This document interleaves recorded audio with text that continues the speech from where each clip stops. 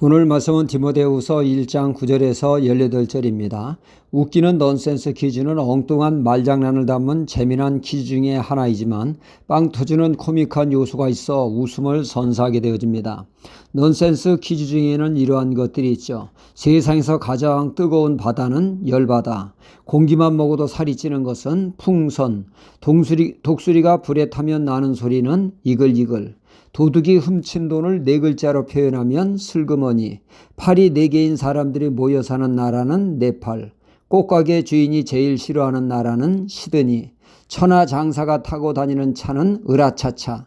돼지가 방귀를 뀌면 돈가스. 이렇듯 퀴즈나 문제는 반드시 답이 있기 마련입니다. 전에 학교 다닐 때 시험을 볼 때면 사지선다형 문제를 많이 푼 기억이 납니다. 문제가 지어지고 4가지 답이 주어지는데 그중에 정답을 찾는 것이죠. 넷 중에는 오답이 있고 정답이 있습니다.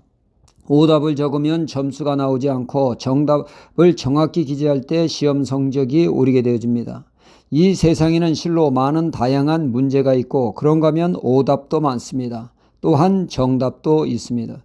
인생의 오답을 따라 살면 그 인생은 방향을 잡지 못하고 표류하게 되어집니다. 방황하는 삶, 답답한 삶을 살게 되죠.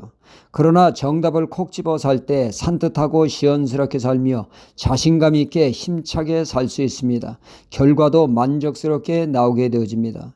그러나 정답을 찾는 것이 학생들이 시험 치르는 것과 같이 쉽지 않은 일이죠. 인생의 정답을 바로 찾기 위해서는 학생들이 열심히 공부해야 하듯이 열심히 배워야 합니다. 특히 하나님의 말씀을 열심히 배워야죠. 복음을 바로 아는 데 힘써야겠습니다. 예수 그리스도를 아는 데 힘쓸 때 비로소 인생의 완전한 답을 찾게 되어집니다. 누가복음 8장에 보면 회당장 야이로의 딸과 혈증 여인의 이야기가 나오죠. 회당장 야이로의 외동딸이 그만 병으로 사경을 헤매게 됩니다. 당시 예수님을 가까이 하는 자, 출교라고 하는 공동체에서 왕따를 당하는 살벌한 상황이지만 외동딸이 사느냐 죽느냐 생사기로에 유일한 희망은 예수님만이 있음을 알고 그는 모든 장애를 극복하고 주님께 나와 자신의 집으로 신방을 요청하게 되죠. 시간을 다투어 황급히 가는데 12년간 혈루증으로 고통당하는 한 여인이 주님의 소문을 듣고 주님의 겉옷만 만져도 나을 것이라고 하는 믿음으로 주님의 겉옷을 터치하는 순간 치유를 받게 되어집니다.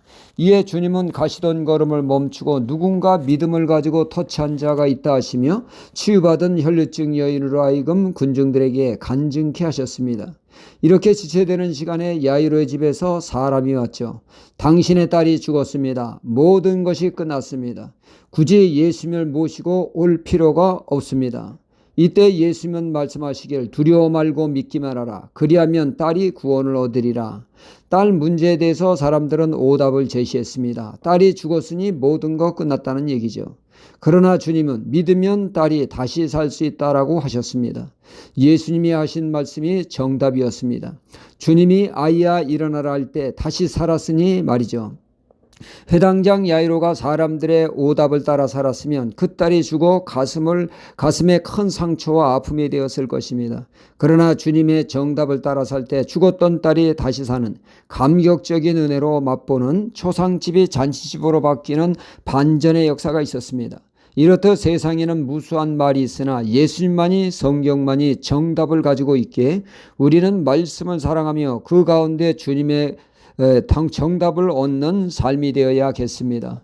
우리 인생에 다양한 문제가 있으나 가장 큰 문제를 꼽으라면 2가지를 꼽을 수 있습니다. 첫째는 죽음이요, 둘째는 사후세계가 있는가 하는 문제입니다. 이 문제에 명쾌한 정답을 제시하는 것이 바로 복음입니다.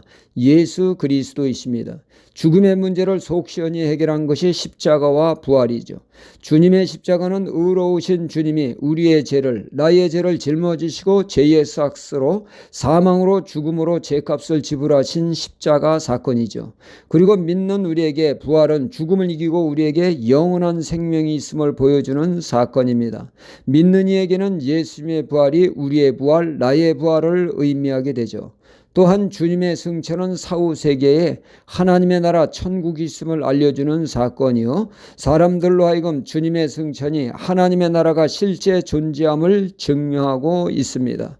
말씀이면 충분하기에 의심 많은 도마에게 주님은 안 보고 믿는 자가 복되도다 말씀하셨습니다. 오늘 말씀 9절로 10절에 하나님은 우리를 부르셔서 예수 그리스도의 복음으로 사망 권세 이기시고 우리에게 생명을 주시며 구원하셨다고 하는 복음을 다시금 설명하고 있습니다.